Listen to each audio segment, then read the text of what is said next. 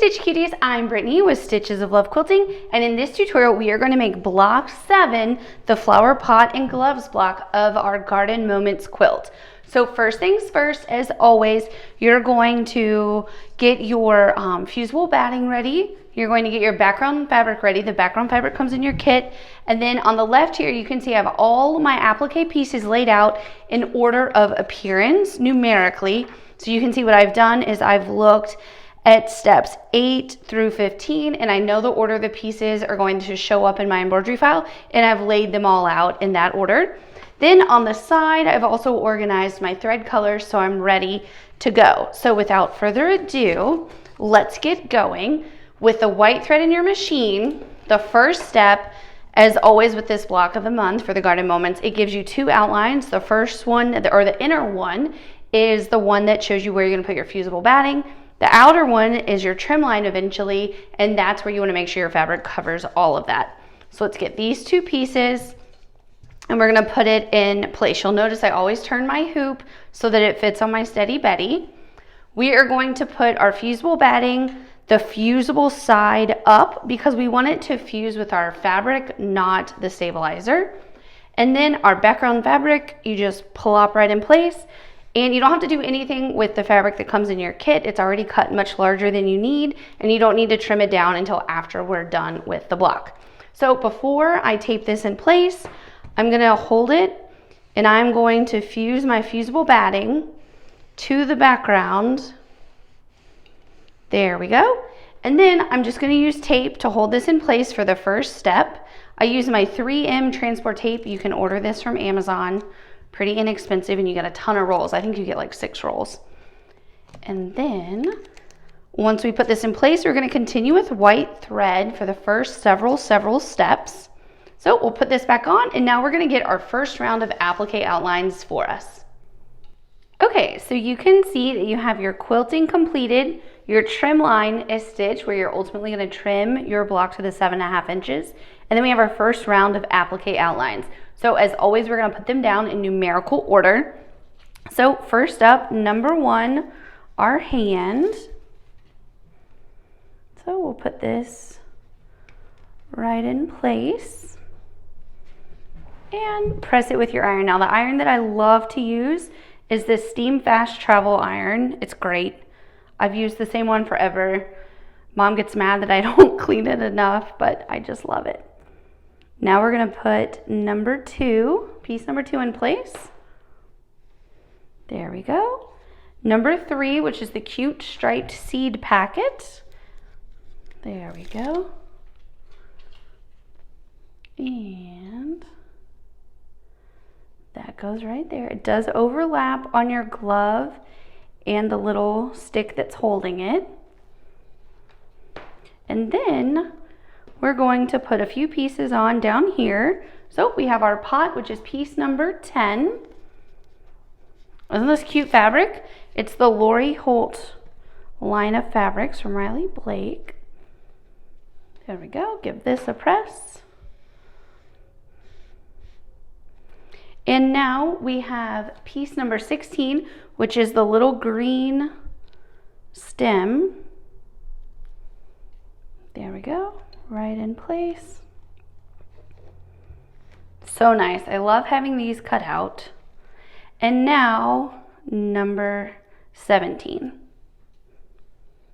And I just want to make sure I face this the right direction. There we go.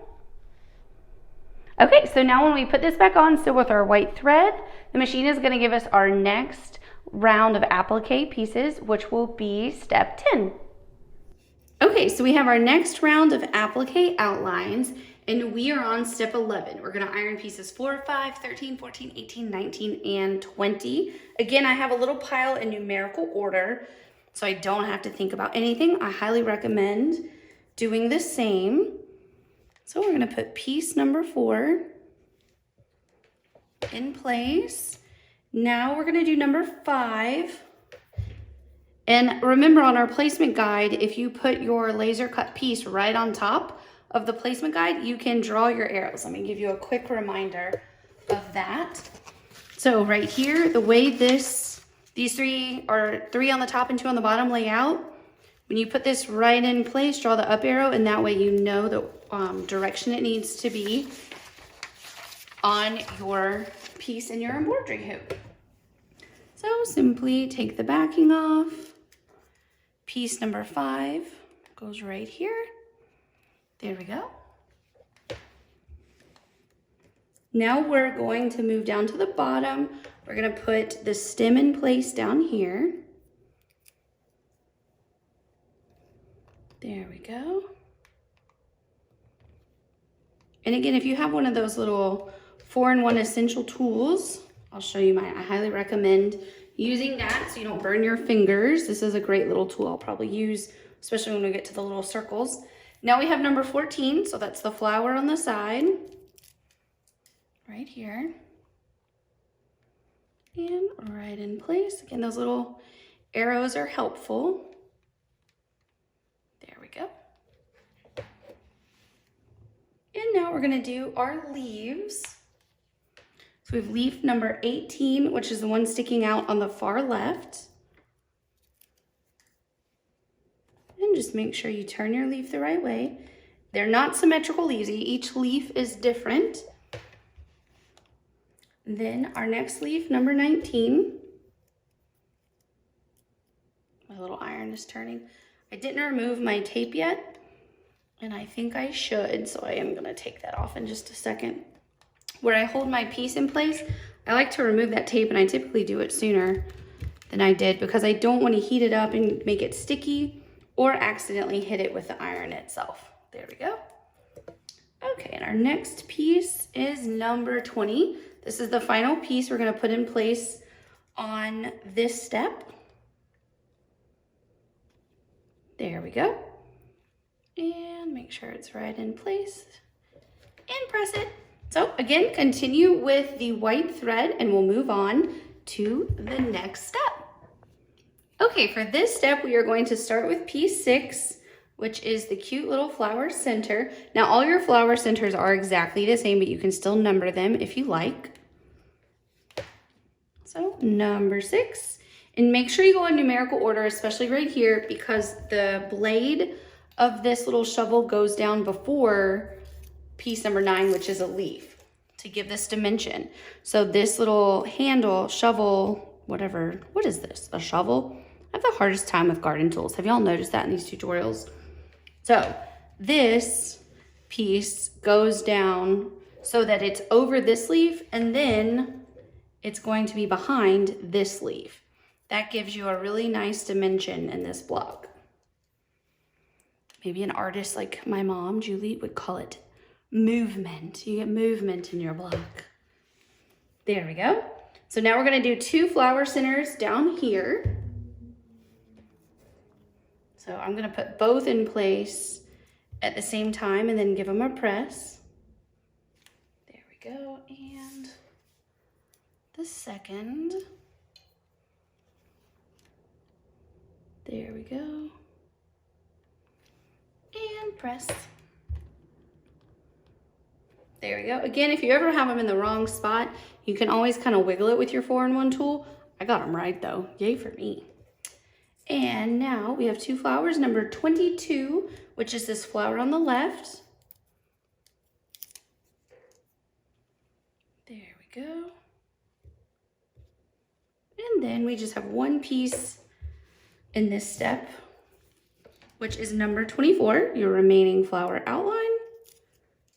And so when we put this back on with the white thread for another step, it's going to give us our final round of applique outline. So it's going to be stitching number, what is that, 13, I believe? Yes. No. 14. There we go. So see, look, I did get that a little out of place. I'm just going to wiggle. See? While it's still hot, you can kind of adjust it still. I like that. Such a forgiving little process, right? So again, white thread for the next step. Okay, so let's iron our last round of applique pieces in place. So first up, we're gonna do piece number 8, this cute little coral and pink dot on our shovel. There we go. And then we're going to do the top of our pot, which is piece number 11. There we go. And just like so. Make sure it's in place from left to right, and then I just move my iron as I go, or right to left is how I went. You can go either way. There you go. Now we're gonna put our final glove in place. This is piece number 12. So you wanna make sure you get all those little fingers lined up. How cute is this? I was in a store the other day and they had the cutest, I think it was Lowe's. I go to Lowe's almost every day right now. And I saw a pair of gloves. I didn't need them, but I saw them and they were just so cute. And I kind of wish I would have bought them, but I don't really use gloves very often.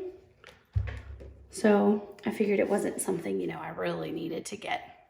And the reason I've been going to Lowe's every day is because we've just been doing a whole bunch of stuff around the house during the, well, really kind of started at the holidays. It's been a lot of fun. And then our final flower center. There we go. Look how cute your block is just from it being ironed on together. So now for step 16 all the way through 23, I'm gonna take my hoop on and off the arm of my machine, but you can leave your hoop completely on the arm of your machine. All we're gonna be doing is changing our thread colors. I'm gonna take it off so we can talk about those pretty threads that we're putting on. So up first, we are on step 16, 1307 petal pink, and the machine is going to stitch 1, 6, 8, 12, 15, 21, 23, 25, and it's also gonna do the accent lines on the gloves. All right, take a look at all that cute pink stitching. Look, your little gloves look so cute now, I love it. Okay, so now we're going to put on medium tawny tan, step 17, and just one little thing is gonna stitch, and that is the little stick of your seed sign. Alrighty, that little brown piece is stitched. Now we're going to load Butterfly Gold 0567 for step 18, and your machine is going to stitch along the outer side of your little seed packet sign. Okay, look at the yellow, the Butterfly Gold looks great. Now we're going to load 1177 Avocado, and all of your leaves and stems and the accent lines on your leaves will be stitched. Okay, take a look at your green. It is all stitched. Don't you find it just mesmerizing to watch your machine do all of this? I love it. So now we are going to load 1256 Sweet Pink, and then the outside of all of our flowers are going to be stitched. All right, now your flowers are complete. Don't they look so pretty? Now we're going to load Silver Gray, and the outside of our little garden tool will be stitched. Alrighty, your little garden tool is stitched. Only a few more steps.